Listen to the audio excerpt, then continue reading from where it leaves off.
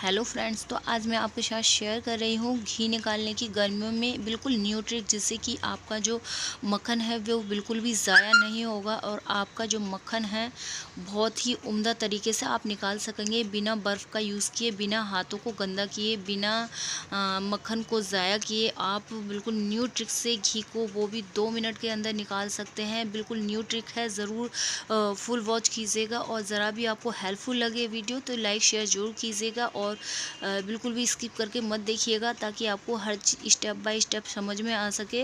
तो चलिए शुरू करते हैं इस रेसिपी को बनाना। तो हमने इस रेसिपी को कैसे तैयार किया। अस्सलामुअलैकुम। तो आज मैं बना रही हूँ घी। घी की रेसिपी। आप गर्मियों में जब भी घी निकालें तो सबसे पहले जो हमारी मलाई है, मैंने 1 से 2 वीक्स की ये मलाई ली है और इसको मैंने फ्रीजर में रखा हुआ था और फ्रीजर के बाद मैंने इस तरह से इसे निकाल करके रखा हुआ है। इसे मैंने रूम टेम्परेचर पर आने दिया है। और घी जब भी बनाए, जब मलाई रूम टेम्परेचर पर आ जाए तभी इसका घी बनाए मलाई का। तो जो घी है वो बहुत ही जल्दी दानेदार और बढ़िया मलाई है। हाँ, एक ही नई बात यह है कि जो मलाई है वो बहुत ही जल्दी मैश हो जाती है और मैं आपको बिल्कुल नई तरीके से घी निकालने का तरीका बताऊंगी, जिससे कि आपके ना ही हाथ सनेंगे और ना ही हमारा जो मलाई है वो जरा सी भी वेस्ट होगी, बिल्कुल भी ज़ाया नहीं होगी। इससे पहले आपने शायद ही ऐसी कोई वीडियो देखी होगी जिससे कि इस तरह से मलाई से हमने घी को बनाया होगा। तो इस तरह से हम अपनी मलाई को लेंगे और इस तरह से एक पॉलिथीन लेनी है आपको और इस पॉलिथीन के अंदर इस तरह से अपनी इस मलाई को ट्रांसफर करना है। आप इसे चाहें तो एक साथ भी डाल करके इसे कर सकते हैं या इसे आधा आधा 2 बार में भी इसे इस तरह से बना सकते हैं। तो हम इसे पहले है आधा आधा इस तरह से बनाएंगे अपने इस मक्खन।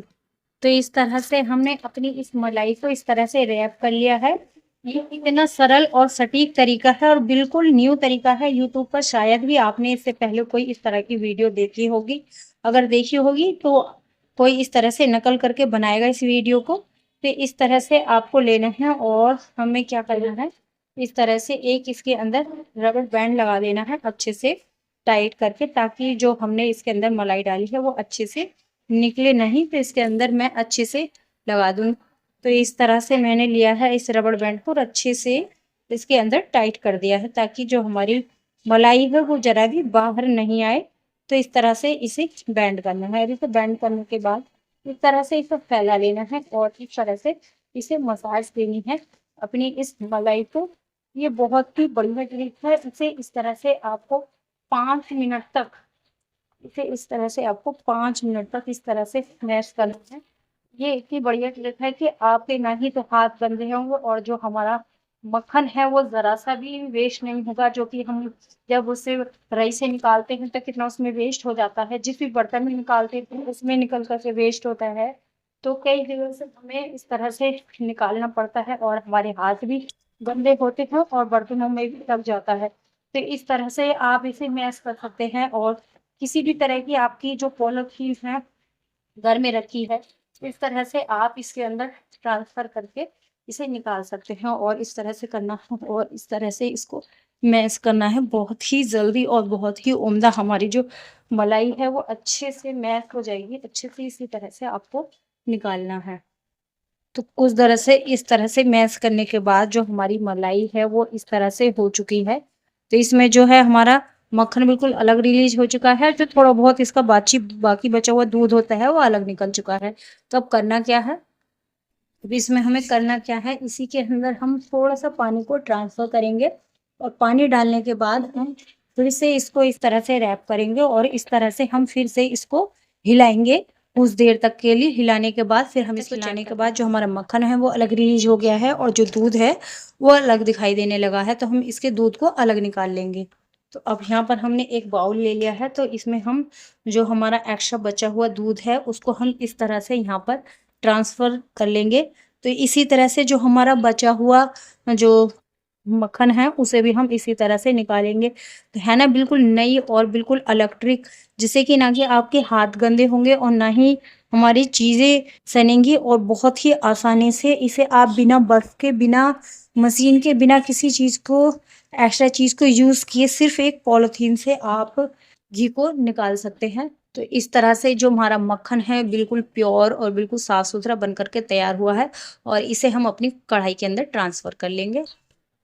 तो इस तरह यहाँ पर मैंने सारी मलाई को इस तरह से निकाल लिया है और जो थोड़ा बहुत इसके अंदर पानी एक्स्ट्रा आ जाता है तो उसको भी हम पलट करके निकाल लेंगे। बहुत ही उम्दा और बेहतरीन ट्रिक है। अगर आपकी ये मक्खन ना निकले तो आप पॉलिथीन के अंदर थोड़े बहुत बर्फ के क्यूब्स भी डाल सकते हैं, तो इससे भी बहुत जल्दी निकल जाता है। लेकिन आप इस तरह से बनाइए, आप इसे सर्दियों में गर्मियों में किसी भी तरह से बना सकते हैं, बहुत ही जल्दी आपका ये निकलेगा। तो इस तरह से मैंने सारा का सारा जो मक्खन है इस तरह से 2 बार में करके निकाला हुआ है और जो हमारा ये एक्स्ट्रा जो पानी रिलीज हुआ है इसके अंदर से इसे हम अलग निकाल देंगे और अपने घी को हम चढ़ा देंगे। इसे हमने रख दिया है मैंने अपने इस घी को इसके अंदर। तो इसे लो गैस फ्लेम पर इस तरह से हम पकाएंगे ताकि जो हमारा मक्खन है वो आराम आराम से निकले और बहुत ही जल्दी 2 मिनट के अंदर आपका ये घी से मक्खन तैयार हो जाएगा इस ट्रिक के साथ। जो मलाई है वो इस तरह से इसे 5 मिनट यहाँ पर इस तरह से होने के बाद इस तरह से झागों को आप इस तरह से करते रहें, तो इससे जो है बहुत जल्दी जो हमारा घी है वो जल्दी निकलता है। और इस वक्त इसके अंदर हम डाल देंगे 1 टेबल स्पून ही लिया है मैंने विनेगर, तो इसको यहाँ पर हम शामिल कर देंगे। इससे जो हमारी घी है वो बहुत ही जल्दी निकलेगा और एकदम बढ़िया जल्दी से निकल जाएगा और ज़्यादा वक्त भी नहीं लगेगा। और इस वक्त आप इसके अंदर फ्लेवर के लिए हरी इलायची भी डाल सकते हैं और मैंने इसमें एक हरी इलायची का टुकड़ा डाला है, हरी इलायची नहीं सिर्फ उसका एक पीस डाला है। इससे ही बहुत बढ़िया फ्लेवर आ जाता है हमारे घी के अंदर। अगर थोड़ी बहुत आपकी मलाई के अंदर स्मेल रह जाती है तो वो इसकी कमी को पूरा कर देती है। इस तरह से आप इसके अंदर इलायची डाल सकते हैं तो बहुत बढ़िया फ्लेवर हो जाता है गर्मियों में। तो इस तरह से अब हमारे घी को बनने में ज़्यादा वक्त नहीं लेगा क्योंकि जब ये गाढ़े होने लगता है ये तो बहुत ही जल्दी निकल जाता है हमारा घी। इतना कम समय में ये हमारा जो घी है वो निकलने लगा है इस तरह से। तो साइड्स में इसकी जो मलाई जमने लगती है उस तरह से इसे निकालते रहें और चलाते रहें और इस तरह से बीच बीच में इसे चलाने से लो गैस फ्लेम पर जब इस तरह से मलाई होने लगे तो गैस का फ्लेम लो कर दें और इस तरह से इसे कुक होने दें। तो बहुत ही जल्दी और बिना जले बिना महक के हमारा जो खुशबूदार रवादार घी है वो तैयार होगा। तो इस तरह से इसकी जो खुरचन है ये इसको थोड़ा सा हल्का सा तेज इसे कुक करना होता है तभी हमारा लंबे समय तक घी बना रहता है और उसमें फफूंदी भी नहीं लगती है। आप कितने दिन के लिए भी रख सकते हैं। तो बिल्कुल मार्केट जैसा हमारा यहाँ घी तैयार होगा। आप देख रहे हैं सिर्फ 1 से 2 वीक्स की मेरी मलाई है। तो यहाँ पर मैंने अपने घी को यहाँ पर तैयार कर लिया है।